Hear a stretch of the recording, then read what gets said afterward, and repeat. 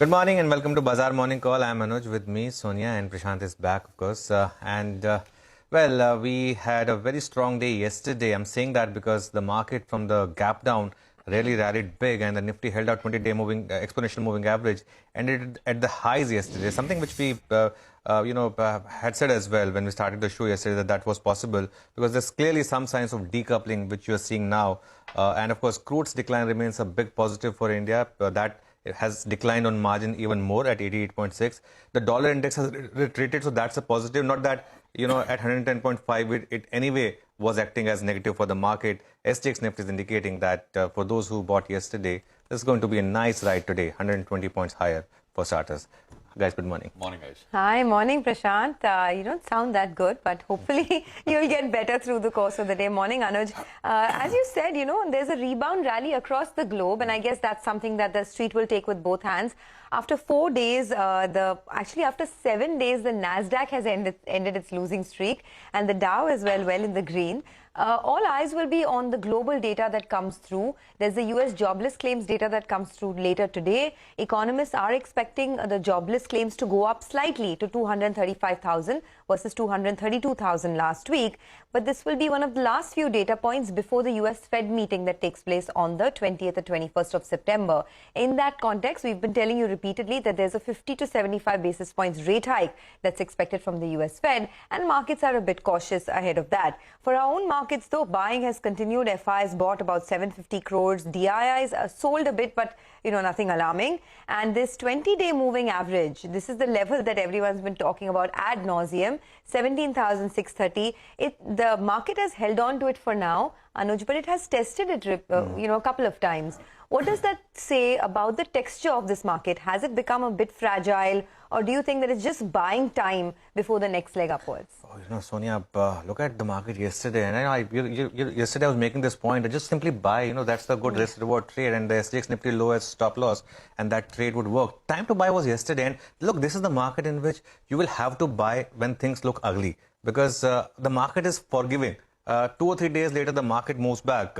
I know this clear momentum right now in the market, and every time this level is holding out. The level that I'm watching out for is the 20-day exponential moving average, 17,485. Yesterday's low was 17,485. This level is rising, of course. So yesterday's 20-day was 17,475, but now it's 17,485. That's given you a beautiful line in sand. The big risk in this market is actually booking out too soon, because yesterday, if you would have bought, by the end there would have been temptation to book, but the real reward would be made today morning with the gap up. So this is a market in which you're clearly ignoring what's happening globally. Global weakness is being ignored, and the best evidence of that is we fall less on days when the market is down, when global market is down, and we rise more when global market is doing well. And you've seen, 15 days, 20 days maybe is not the best indicator. You've seen year to date the kind of outperformance that we've seen for our market. I think, but for today, you want to see the first hour high and low, because today's Thursday, weekly options expiry day. There's still shorts in the system. Can we have a trend day? I think for that to happen, you will need to see the first hour high is taken out in the second hour. If that is done, then I think a trend day is possible. And the reason I say that is FI short positions are still very high, 81.5% shorts for FIIs. I think real short covering will happen if the Nifty crosses 17,800. Once again, just to reiterate, if you're a near-term trader at 17,800, you may want to book a bit because that's what the market's done. At 17,800, it retreats. At 17,400, it rises again. But if 17,800 is taken out on closing basis, then I think the real short covering, which perhaps takes market closer to all-time high, that will start.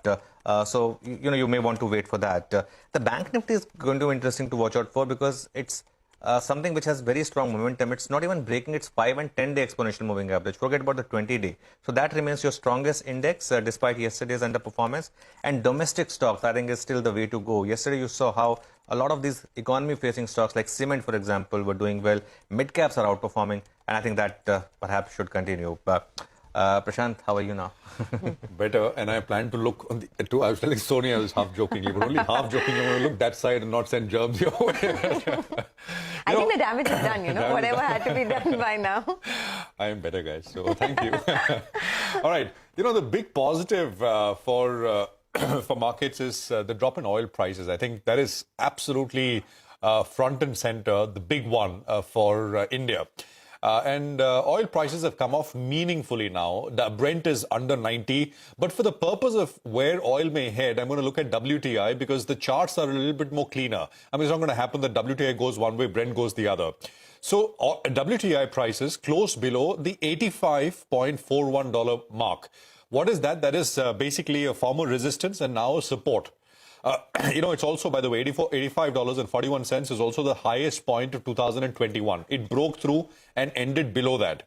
We need to see a weekly close. That is, tomorrow, if prices stay under this level, if it does close below this level, then we could see a slide into the 60s zone. It sounds dramatic, but that's what charts suggest. There was, by the way, a double top. This level got taken out. And the target for double tops gets us all the way deep into the 60s zone. So, that's going to be huge, right? For a big oil importer like India. Will it pan out like that? I don't know. Many market watchers, oil market watchers, still believe that there is a big difference between paper markets, which is financial markets, and, physical markets. And prices, paper markets need to adjust higher, not lower. But I think at this point in time, what the weakness suggests is the broader macroeconomic environment, which is global growth slowing much faster. China, for example, has most likely extended lockdowns for the Chengdu region, which is a very large industrial hub for many more days. Things like that. There's China, but of course, slowdown in the US, Europe, etc. as well. So oil is, I think, front and center. There was no meaningful change in, rate hike expectations at all. So a couple of things. The Wall Street Journal's sort of chief economics reporter, who's known as the Fed whisperer. He's perhaps close to the workings of the Fed and kind of gives us an indication of the market in terms of what's going to happen, suggested that a 75 basis point hike was the most likely move for the Fed in September, 21st of September. We had, a Fed official make a speech who did not push back at all. Brainard basically spoke and she said, we will hike rates, and I quote, as long as it takes to get inflation lower. But, rates moved sharply down. They went up 16 basis points day before yesterday, and overnight they gave some of that back. It's a bit of a puzzling kind of move, but that's basically what we saw. Later today, we'll hear from Fed Chair Powell as well.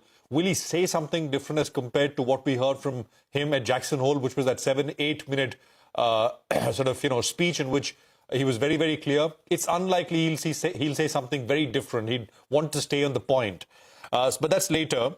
And of course, tomorrow we have the EU energy ministers who will meet to decide in terms of what needs to be done with regards to energy security, or energy insecurity, rather, I should say, in Europe. And that may have implications broadly on the entire energy complex, not just gas, but oil prices as well. Here in India, I think the market axiom which perfectly fits what's going on is, don't fight the tape. You may feel that the market's done too much, that it perhaps is not paying too much attention to global cues. You've got an option. You can sit out, but don't try and take a counter view, or at least act on it. Not with this kind of momentum. The dips are being bought and the market has been continuing to push higher. Sonia. Oh, absolutely. And crude, the way it's falling, now Brent crude prices are down 30% from the highs that we saw in the month of June, and that's a big move. 35% actually. The high that we hit in the month of July was $140 per barrel, and look where we are right now, a sub 90. So that's of course a big tailwind for a market like India. We'll keep an eye out on the aviation companies, the paint companies, tire companies. We'll talk about that in greater detail as well. Yes, and before we move along, Prashant, to you and to all our viewers, happy Onam. Happy Onam to you guys too, and to all our viewers. Absolutely. Okay, wish everyone health, happiness, prosperity, and more importantly, peace of mind, right, as the festivities begin.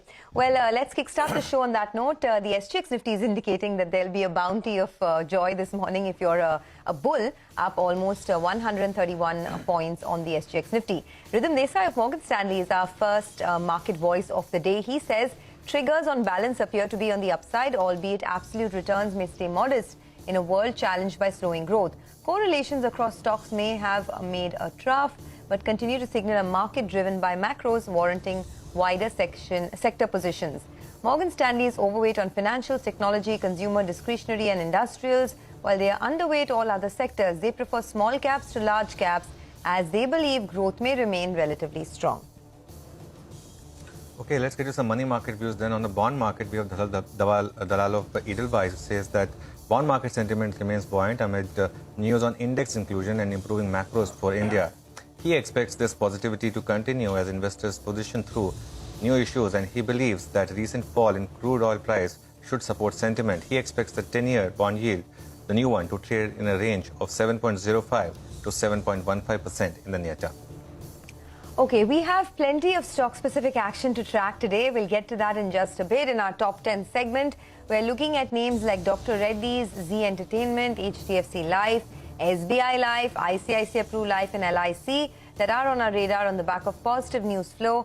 And there's Interglobe Aviation, ONGC, Oil India, Max Financial Services that are likely to open in the red. But do keep in mind that for companies like Interglobe Aviation, the fall in crude is a big positive. So that perhaps may, mitigate the negative factors there. Let's see how it goes. All right, so those are views across asset classes. Jim McCafferty is Global Markets Research. He's with Global Markets Research. Nomura is joining us right now. Jim, great to have you with us here, back in the program. Thanks very much. Just a quick word, Jim, first on the big move lower we've seen in yields once again. Is this growth concerns playing out, or are these exaggerated moves in basically low volume markets? Because volumes have been kind of low, not just in rates markets, but in currencies, etc. as well. What's your view? No, I think there's so much going on right now. And the key parameters, I think, are interest rates. I think it's absolute levels of debt, and I think it's inflation. And if you look at some of the movements on the currency markets, these are extraordinary times. If you go back to one of the headlines I spotted on your show prior to coming on, it talked about the UK sterling exchange rate falling relative to the dollar down to pre-Plaza Accord agreements in the 1980s. That's the kind of extremes we're at right now. And I think for a global investor looking to diversify a portfolio, now is the time to really look at the differences in the behaviors of consumers, governments, and corporates in the East relative to the West. And that, I think, means that Asia as an investment opportunity actually is a very good way of diversifying risk for the global investor. Jim, good morning. Within Asia, we've seen a massive move in Indian market and at the expense of Chinese market. Do you think that trade could continue? I think it's very likely, not really because of fundamentals, but because of global investor attitudes towards emerging markets. So if you perceive that you are a global investor sat in New York or in London, you've got an opportunity set available to you, and you may have a mandate to invest in emerging markets. Now, if you have that mandate, you look at the composition of the index. The biggest single geography in the EM is China. India is far smaller.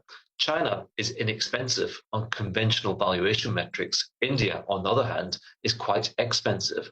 However, what I think is happening is that a lot of asset owners and a lot of pension fund trustees are advising their fund managers that they do not want exposure to Russia, for example. And China, of course, is a physically proximate geography to Russia and shares many of the, let's say, ideological identities that Russia has. And therefore, China has been put in that basket that makes it very hard for many international investors to get involved. So I think that's what's been driving the behavior so far. Now, in terms of China's fundamentals, clearly the COVID situation is very different in the way it's been handled relative to other geographies around the world, and that's causing GDP growth rates to come down. But China, nonetheless, does have a vast number of metrics and tools it can use to manipulate policy and the outcome of that. But until we see that in action, I think for now, India is probably going to be a beneficiary of what's happening in China. Actually, that has been the case so far, right? I mean, India has outperformed in a big way, not just compared to China, but other markets like the Dow, the S&P, even Europe. Do you think that outperformance is something that can continue? And if you had to allocate money now, Jim, where would your preferences lie globally? So I think if we look at the MSCI Global Index, the biggest single market, of course, is the US. It's 60% of that geography. The second one is Japan. Now, Japan has, on a local currency terms, delivered almost a positive return so far this year. But in terms of the US dollar return, it's been absolutely dreadful because the yen, of course, now is at 144 to the US dollar. So I think if you look at Japan, a couple of ideas that we'd identify. One is we've got the country beginning to accept foreign tourists. I'm actually traveling to Japan next month as part of a visa program. So tourists are getting back into Japan. The currency is very cheap for international tourists, and especially US tourists, with the dollar's been strong. So I think you've got that kind of domestic stimulus associated with the tourism boom that we're expecting in Japan. But the other thing, of course, is we're now seeing Japanese policymakers identify the fact that the currency has been weak and possibly signaling that the Japanese authorities will do something about it. Now, this goes down to central bank independence. And of course, the BOJ, relative to many central banks around the world, is perceived to be fiercely independent. But we do have a change of leadership coming up in the beginning of next year, and that might signal more intervention in the currency markets, which could actually be helpful for Japanese equities. Jim, I was reading that Citi's Ed Morse, who tracks energy for them, in an interview yesterday, was saying that European energy prices may only come back to 2021 levels before all of this happened. I mean, the gas supply issue, etc., started sometime in 2027. I mean, that's a long time off. That was his opinion, of course. What do you make of the situation there? And and that's one large leg of global growth, right? Or rather, lack of global growth. Is it going to stay like that for many years? I think this is a real live issue, and be mindful that many of the companies that we follow here at Nomura in Asia Pacific are dependent on demand and trade from European geographies and, of course, the US. And I think going back to what we talked about at the beginning of the interview, we talked a bit about debt. And one of the major issues we have with Western economies, including the US, the UK, Germany, France, etc., is not just the level of consumer debt, but the level of government debt and the level of corporate debt. And all of this issue about energy prices, that will feed into the inflation metric. Now, if we've got inflation going up and we've got a toxic level of debt amongst consumers and companies which are having to refinance things, then that does not bode well for markets, for equity markets. Asia is completely different. And if you look at MSCI Asia Pacific, biggest markets Japan, number 2 is China, then you've got Korea, you've got Taiwan. More than half of the big listed companies are sitting on net cash, which I think means that for investors looking at this set of optics ahead of them, I think it means that as for markets, the safety will be in Asia. Okay, the safety will be in Asia. This fall that we've seen in crude, right, just to take that point forward, I mean, crude is now down 35% from the highs we saw in July. Has that been factored into your upside scenario for markets like India? Because it is a big tailwind for oil importers like India. I think you're absolutely right. So the two big markets in Asia Pacific, which are heavily dependent on overseas supplies of gas or oil, Japan, of course, and India, right? So they are big beneficiaries of lower input prices. And for that reason, we may see analysts start upgrading estimates as these prices filter into the supply chain. All right, Jim, we'll leave it at that. Thanks a lot for joining in and speaking to CNBC TV18. That's a word coming in on the global markets. Let's dip into a quick break. On the other side, our list of top 10 stocks coming up. Stay tuned.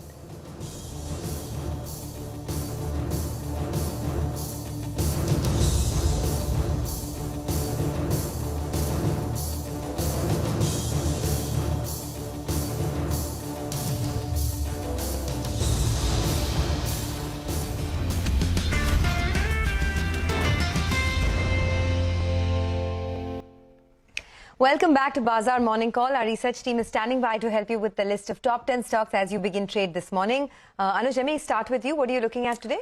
Sonia, looking at stocks which are defending the 20-day moving average. So HDFC Life, I think, is the first one. It's got some bit of a tailwind as well in terms of the financial stocks doing well. So that's the first stock to track. JSW Steel, what the metal stocks are doing is very interesting. because they're rising in a rising dollar environment, which is very interesting. And but you respect what the screen is doing, right? So in that case, there's something which these stocks might be factoring in. Again, a stock which has been defending the 20-day moving average. So I think these are two stocks that I'll watch out for today. Okay, thanks a lot, Anuj, for that. Well, I'm watching out for Indigo this morning because sources tell us that the Gangwal family is looking to sell some of their stake. They're looking to sell up to 2.8% stake in Indigo. This is for 2,000 crore rupees, and the indicative price for the Indigo block deals would be at 1850 rupees, which is a 6.5% discount to the current market price. Now, Rakesh and Shobha Gangwal, as per the June update on the BSE, they together own 23% in Indigo. And the trust, the Gangwal family and the trust cumulatively own about 36.6% stake. If you remember, 7 months ago, Rakesh Gangwal had stepped down from the Indigo board. And at that point in time, he had indicated that he would sell his entire holding in Indigo over a period of 5 years. So this doesn't come as a surprise. Nevertheless, just the fact that he's selling stake, there could be an overhang on the stock. But on the flip side, crude has fallen significantly. So that is a tailwind for Interglobe Aviation. And eventually, that will help the earnings on which the upside of the stock holds. So I think this news flow will be an overhang, but the market will look forward and look at the crude fall as positive. Absolutely. The only issue is, as I said, like it happened in case of MGL as well, because you know that there's one promoter who's going to keep selling. So even the gains would be capped, but at least the downside should be capped because of crude prices and in general the bullish momentum that we have in the market. Now, Ekta yesterday was alerting us about the generic Revlimid, right? And I think Dr. Reddy's has launched it, Ekta. Yes, absolutely. Anuj, it was lucky for us to actually, highlight that for our viewers yesterday. But definitely it is positive news that Dr. Reddy's has finally launched Revlimid generic in the US markets. They had received approval some time ago, so the street was anticipating this particular launch in the month of September. Revlimid generic is a cancer drug. It's generated around $8.5 billion in terms of sales at one point in time before it became generic. Remember, it's already become generic in March of 2022. Dr. Reddy's will be launching it in 6 strengths. We had indicated that yesterday, and they have exclusivity on 2 strengths, which is basically for the next 6 months, only Dr. Reddy's will be able to sell the generic version of the 2.5 as well as the 20 mg version of Revlimid in the US markets. And they have volume limited sales till the 30th of Jan 2026, which is with all companies. Now, according to analysts, Dr. Reddy's can probably make around $50 million in FY23, up to $140 to $150 million in FY24, which would result in an EPS addition of anywhere between 30 to over 40 odd rupees, and up to $500 to $600 million in the next 3 years from this particular drug. But I just want to highlight that the street was anticipating this particular launch. So maybe the reaction will not be as much today simply because the street had expected Dr. Reddy's as well as the others to probably launch. So for Cipla, it will be a positive read-through and maybe a sentiment negative for NATCO, because now finally competition is coming in. All right, Ekta, thanks very much for that. Z is in focus as well. Vahishta has got more. She's standing by. Vahishta, hi, morning. Hi, good morning, Prashant. Well, LCMT has directed Zee to call a shareholder meeting on the 14th of October, and this is for approving the merger with Sony. Now, this seems to be a positive development as it is the next concrete step in the NCLT process. Now, prima facie doesn't look like there could be major challenges in terms of the shareholder approval. The Competition Commission of India had earlier observed that the merger could hurt competition and hence a greater scrutiny of the deal was needed. Zee had already submitted the TV viewership data for the latest period, which showed that the shares of 4 channels of the merged entity had declined. Also, Zee has already received the exchange's approval for the merger with Sony. And if the deal goes through, this could create the second largest entertainment network for India. Vahishta, thanks a lot for that. Let's now go across to Yash. He's watching out for the data of the life insurance companies. Yash? Well, that's correct, Anuj. So August data for life insurance companies, the weakest as far as the performance in the month of August is concerned is Max Life Insurance, the listed company being Max Financial Services, and the strongest has been SBI Life Insurance. I mean, we've been repeatedly saying that SBI Life has been performing strong month after month. So as far as the data is concerned for LIC, decent growth. The August premium has grown by about 15% on a year-on-year basis. The retail AP, which is the annualized premium equivalent, that has also seen a growth. It's in the positive territory, 5% growth on a year-on-year basis. Looking at HDFC Life plus Exide Life Insurance, the August premium growing at 15%. Retail AP also showing a growth of about 16%, both on a year-on-year basis. ICICI Prudential Life Insurance, the August premium growing at 11%, not too far from HDFC Life or LIC, and the retail AP also seeing a contraction rather of 14% on a year-on-year basis. Max Life, as I said, weakest set of performance. August premium contracted by 1% on a year-on-year basis. The retail AP also contracted by about 12%. Finally, SBI Life, the strongest one. August premium up 21% on a year-on-year basis, though retail AP has seen some contraction of about 5% on a year-on-year basis. Okay, AP for the uninformed is the annualized premium equivalent. That is a metric that's used to ascertain the business sales in the life insurance industry. Thanks a lot for that, Yash. Well, let's move on. There's a big fall that we've seen in crude. Manisha is here to give us the impact of that. Manisha. Thank you for that, Sonia. Well, yes, oil seems to be steadying after that very sharp sell-off that we saw in the overnight markets, down between 5 to 6% for both the crude varieties. You know, interestingly, when you look at this year, we started the year with $78 a barrel. We went all the way up to $123, and we are holding around $88 right now for the Brent prices. We have broken below 90, and that's how we've seen a closing come in as well. But it has to do with the strength in US dollar, the weak economic data that we continue to see from China, and more importantly, the markets will watch out for the new UK PM to unveil any energy rescue plan that might be coming in today. You have Europe energy ministers meeting tomorrow. So the markets do believe that there is some strong steps that Europe especially could be taking to ensure that the prices or the availability and affordability both are not compromised. So that is something that the street is watching out for. Okay, Manisha, thanks a lot for that. Here's a quick recap of our top stocks with positive news flow. There's Dr. Reddy's, Z Entertainment, HDFC Life, SBI Life, ICICI Pru Life, LIC, while stocks with negative news flow, there's Interglobe Aviation, ONGC, Oil India, Max Financial Services. But Concor was the big stock in focus yesterday. Mangalam is here to tell us what brokerages have made of the move there. Mangalam.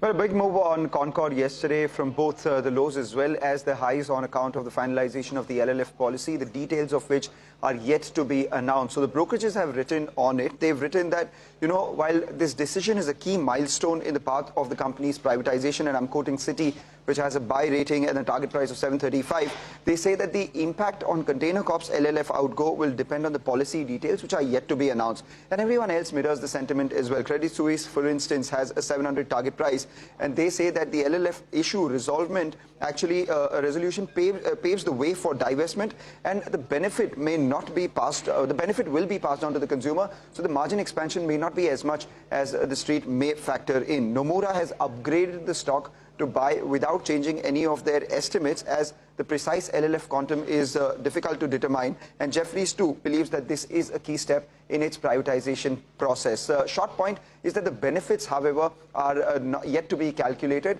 but this paves the way for divestment. But, you know, that again is a long-drawn thing, so let's see how it pans out today. Yesterday, the stock was up 8% with an open interest jump of 34%. So let's see what happens today. Okay, thanks a lot for that. That's on Concord. Let's take a quick break, but we'll pose all of these questions to Gurmeet Chadda, the managing partner and CIO at Complete Circle, who will join in for a fundamental stock analysis. Later, we'll also connect with Peter Maguire of XM Australia, as crude oil prices are now at a 7-month low. Stay tuned for that.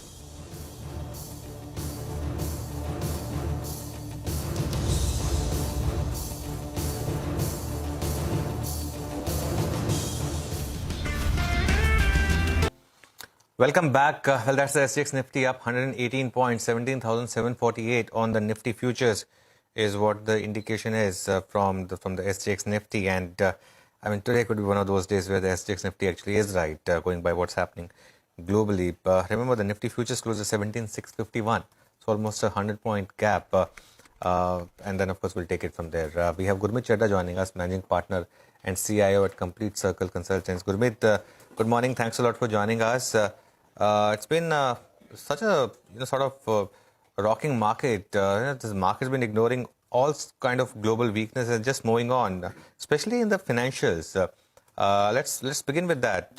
Your thoughts on the kind of rally that we have seen, not just the banks but NBFCs and others, like non-lenders as well. And what would be your preferred picks here?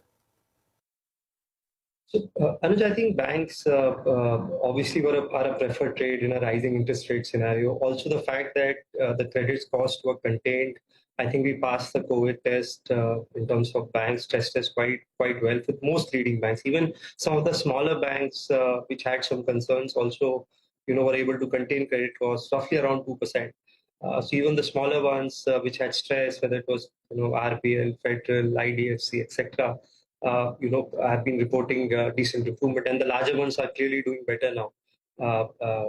So I think those will continue to do well. Also, the valuations, especially even with after this run up, also is about 2.5 adjusted book value, which is not really stretch.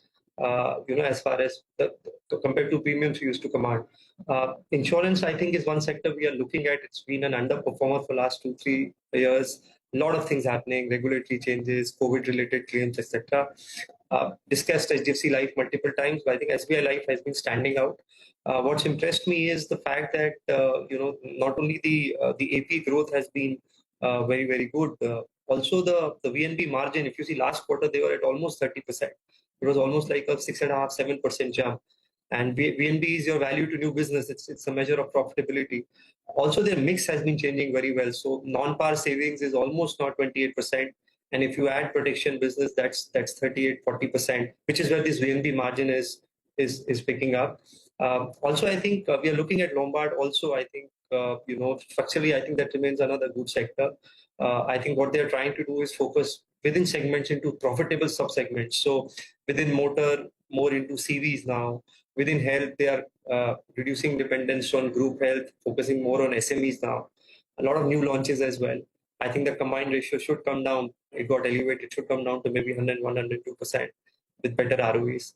And obviously some of the old-time favorites like CDSL and others, which are a more a structural play. There was some dip in transaction volumes and market-related activity and fewer IPOs, etc. But I think still remains a structural trend. And now with this insurance policy thing, I think that's something also we are looking at. Okay, all right. We will put our colleague Yash, of course, broke that story yesterday, a day before yesterday, and of course got confirmed yesterday. We put details out, and we'll put more, by way of analysis, what this could mean for companies like CDSL, etc. This entire dematerialization push through the course of the day. Gurmeet, hi, good morning.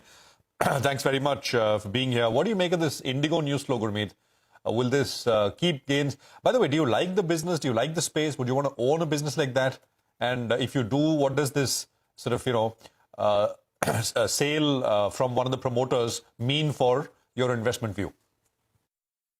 See, I think, Prashant, on the contrary, near term could be positive. It's been like after it's at a 6.5-7% discount. I think this is a 3-year dispute now between the Bhatia and the Gangwal family, and probably would start focusing back on core operations. I don't like aviation per se as a sector, but maybe in the near term, because you're still at about 15 times FY24 EPS. Travel has picked up, both business and tourism. If you see the load factor, which is a measure of the utilization, was 80%. Both domestic and international now are pre-COVID levels. Indigo market share is 54%. I think what worries is these changes in ATF prices, high oil prices, there's adverse currency movements. It's a very complex and gruesome business to analyze. Also, I think the smarter replacement of older aircraft should add to the cost. But I like more if you want to play this in terms of people moving out or revenge travel and tourism. I think hotel and QSR, and there are other better spaces to play this. Okay. And of course, the way crude has been falling, that's a big positive, right, for these companies like Interglobe Aviation. In fact, Gurmeet, just stay on. That's the big story this morning, the 5% slip that we've seen in oil prices.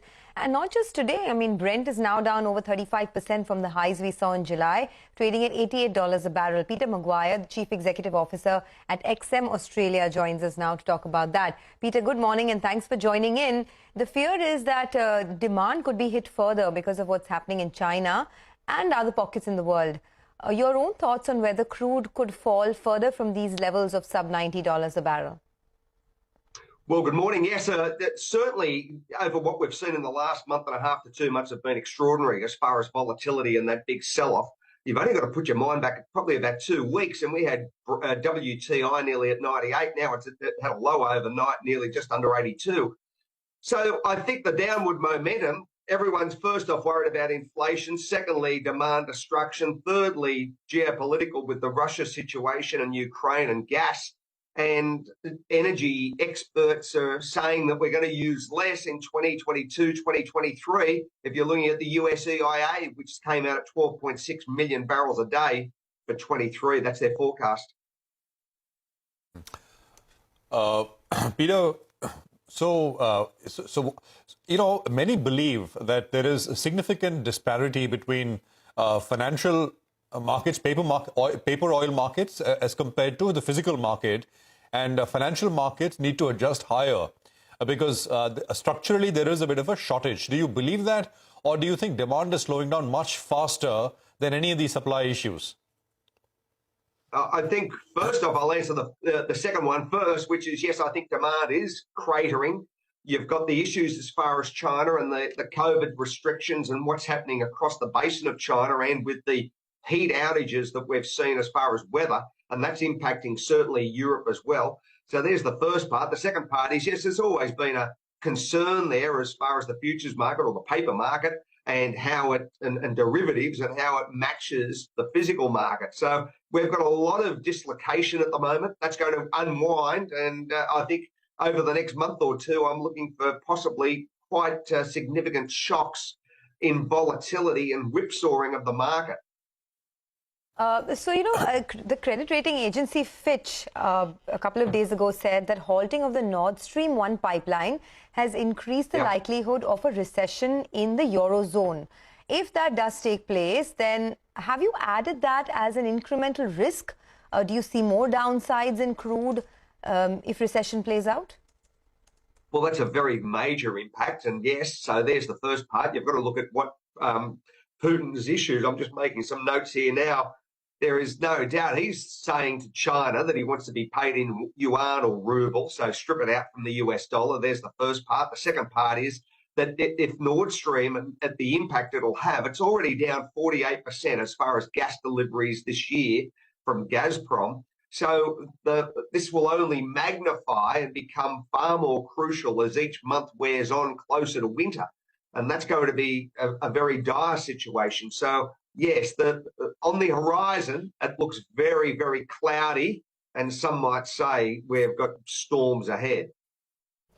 So this stockpiles, right? We've seen US crude stockpiles already fall. I think it's been the 4th consecutive week of a fall.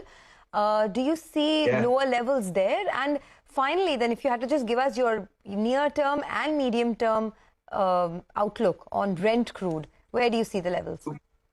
Well, first off, I do agree with you as far as those,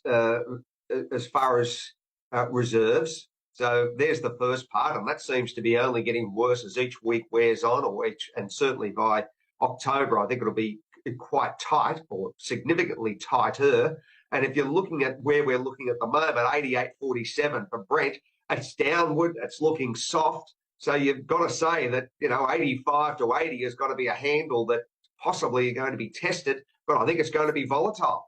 And whilst we see washouts of 6% overnight, we could be quite easily sitting here in a week going, it's back up 6%. So yes, hold on to your hat. This is one wild ride with the crude energy market. If your hat is left on your head already, right? I mean, if it's still there, then hold on to it. We've seen a massive slide already in crude, but thanks a lot for joining us, Peter. Have a great day. And until we speak again, thanks for being with us on CNBC TV18. Gurmeet Chadda is still with us. Gurmeet, this is a big tailwind, right, for India as a whole, and even for, say, crude consuming companies. I mean, tire stocks have been at 52-week highs because of the way crude derivatives have fallen. What would your pick of the pack be here between tire, paint, aviation? I think combination maybe. So paint remains it's part of the broader home improvement theme, which been constructive on for quite some time. I think any impact there, I think should be good. Even tires, I think tires will also, other than obviously the input cost benefit, I think what we are seeing is a a bit of a revival in auto sales, both PV, a bit of CV, even in the off-road segment where Balakrishna also operates in. So I think that remains a pivotal. But these are, as I said, near time we need to watch it more closely in terms of how it plays out. But in general, with my sense is the way energy crisis is playing out in entire Europe and all. I think we are maybe, I'm not an expert here, but we are probably headed for lower energy prices. Okay, all right. So that's basically the view coming in on a bunch of names and a couple of sectors as well. Gurmeet, in the broader markets, mid caps and small caps are, I was looking at the strength yesterday as well. The Nifty, of course, comes back every day of this week, right? The last so many intraday dips are bought. But the broader markets are cruising along nicely, even yesterday. So incredible strength there. What's anything you like in that space, and any comments in terms of what we are seeing? Almost euphoric moves in some of those spaces there. Yep, Prashant, I think there is resilience in the market, and we sense it in terms of the flows we get both from the retail segment and the wealth segment we operate in. Both on direct equity and MF side, I think there is strength. I think the discussion even in family offices is shifted from not if but to when, and I think people are trying to figure out what is in the price. I think we just got to be a little careful here, and because while we have heard multiple stories of this decoupling various times, I agree India stands out in this on a lot of fronts. But looking at what's happening right now, there could be some collateral damage in terms of some debt crisis somewhere, something blowing off. So just got to be a little careful and not get carried away. And I think the best hedge is to pay a reasonable price for good earnings. There are a lot of pockets which are down, and maybe a value had probably in this time of the year probably would help. Something in IT because stocks are down. You're getting a lot of IT stocks at 13, 14, 15 earning multiple. There's still some names in auto despite the run up. Fairly reasonable, even in some of the banks and finance. I think got to be a little selective. Okay, got to be a little selective. What's your view on Syngene if you've tracked it, Gurmeet? Because there was this blog even which got executed. The stocks underperformed, but at current level, would you sort of look at it? Not really, Anuj. I think where probably I see this entire one space we like, which I said earlier, is this API CDMO space, and especially CDMO and biologics. I think what probably we will see over the next 2-3 years is a big shift of China plus one there. I think a lot of regulatory approvals, a lot of commercialization and validation of molecules will come through, and it's a huge opportunity. The pharma outsourcing market is pretty huge, and you will see a lot of and this business is lumpy. So you got to buy when things are down, whether it are DBs or Laurus or so many other names. Those are the spaces we like, which we think are more structural. Individually, I think it's very difficult to try. This is one sector which you got to be very selective and careful about, especially as far as compliance is concerned. Okay, Gurmeet, stay on. We'll take a break. We'll come back and discuss market technicals. Mitesh Thakkar and Sudarshan Sukhani will be with us.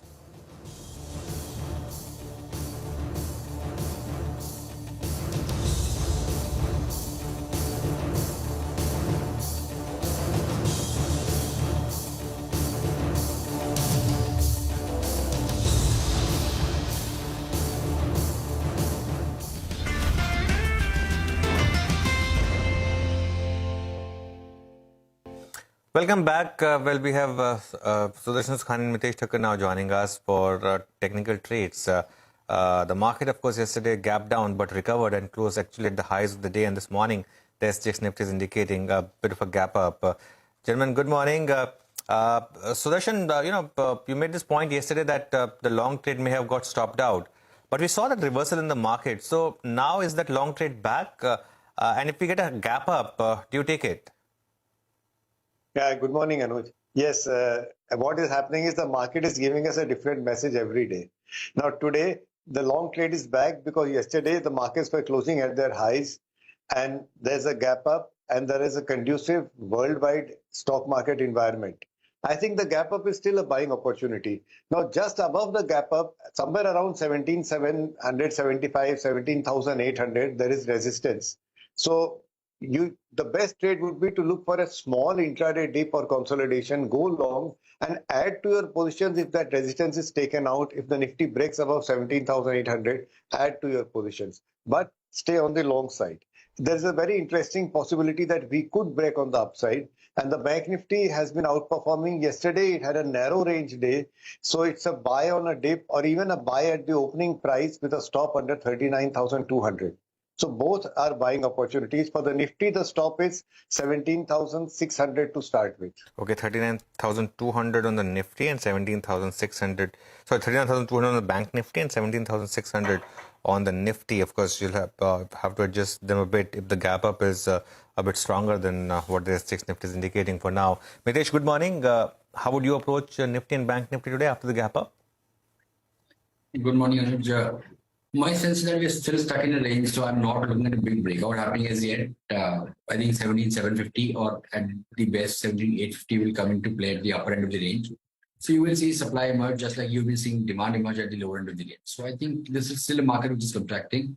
We don't have signals of a breakout as yet, so we'll hold our horses. But I think still trading with more long buys with a lot of sectors, mid caps particularly, then cement and other sectors are showing signs of breakout and starting trend, which will see the stock price move up from here. Eventually, I expect the Nifty to break on the upside, but immediately, I think, in the short term, I'm not very positive to buy closer to about 17,750. I think my buying zone is closer to 17,450.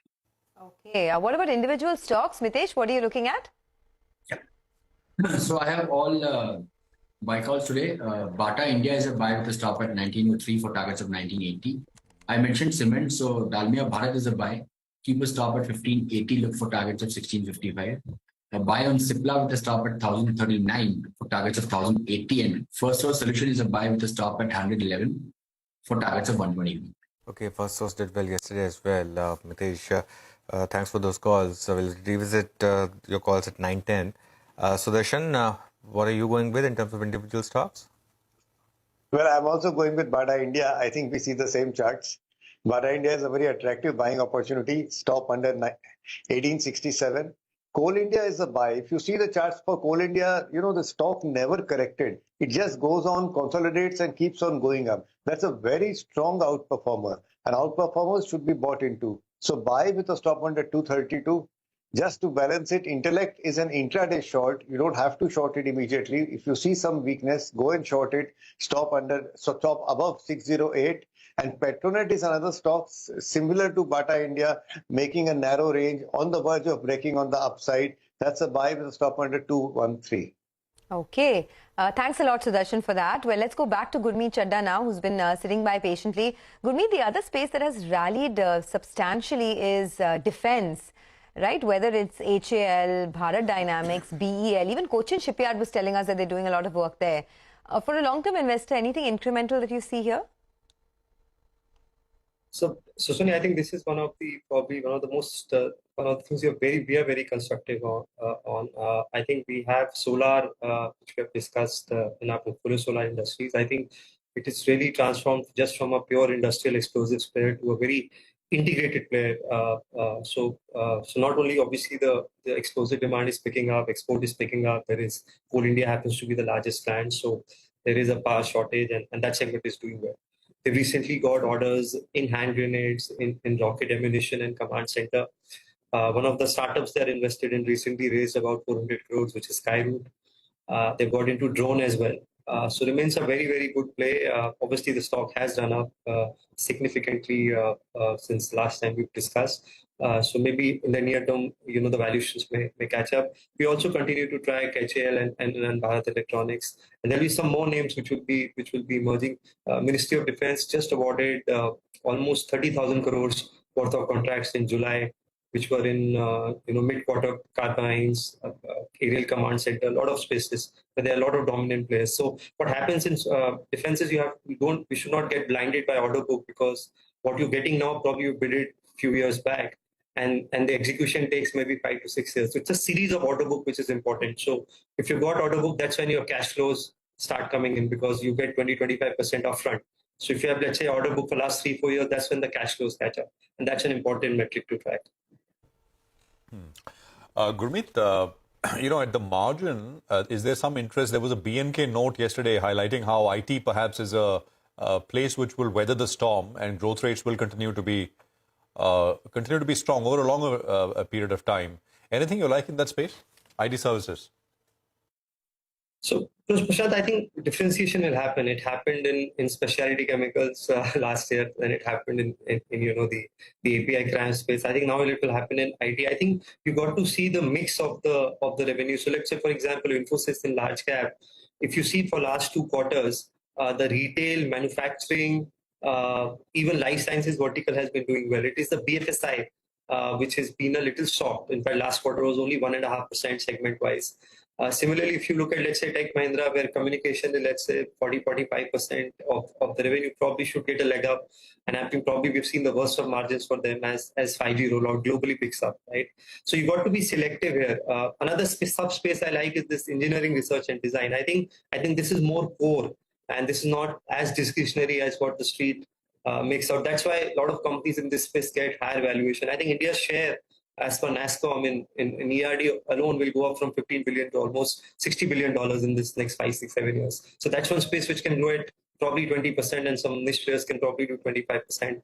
We like KPIT and Tata Elxsi. Tata Elxsi, probably the price is too high for now. So keep a watch over it, and maybe some short-term pain, and if you can weather that, I think there is a lot of value in this space. Okay, well, Gurmeet, stay on. We'll come back. We'll take a quick break. On the other side, we have the pre-opening rates. Also, we'll have Mark Martin of Martin Consulting to discuss the Indigo promoter stake sale. Later, we will also connect with Abneesh Roy of Edelweiss Securities, as Z has got the NCLT nod to hold a shareholders meeting to approve the Sony merger. More on that coming up.